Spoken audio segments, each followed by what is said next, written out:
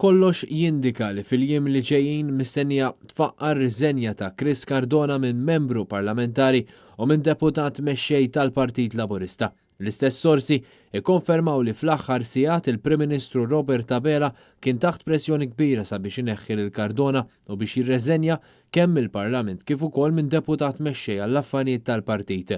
Huwa sigriet magħruf li l-affarijiet tal-Cardona bdew jiggravaw propju wara x-xhieda fil-qorti ta' Melvin Teuma aktar kmieni din il-ġimgħa waqt il-kompilazzjoni rigward l-assassinju ta' Daphne Caruana Galizia. Teuma żvela kif it-tifla ta' wieħed mill-aħwa de Giorgio kienet ingħatat impjieg ma' Chris Cardona qabel l-assassinju ta' Daphne Caruana Galizia.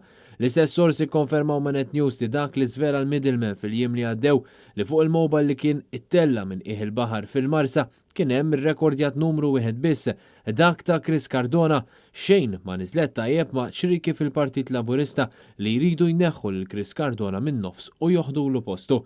Min-naħa l-oħra, id-delegati li huma biħġarhom favur l-eks Ministru Chris Cardona huma rrabjati kif għadu ma sar xejn kontra l-eks Ministru tal-Intern Michael Farrugia u kontra l-eks Ministru Konrad Mizzi li għadu fil-Parlament għaliex ma jistgħux jifhmu kif hemm min irid ineħħi lil Chris Cardona.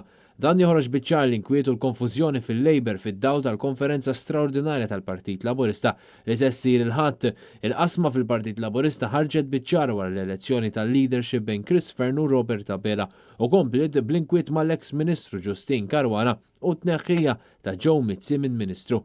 Dan l-istazzjon huwa informat li s-sitwazzjoni tad-deputat mexxej Chris Cardona komplet tintefa' f'del ikraħ meta l-istess Teuma kien xedt li l-aħwa de Giorgio kienu qabduh jagħmel kuntatt ma' ċertu Mario sabiex intervjeni biex jingħata liċenzja għal kannabis mediċinali.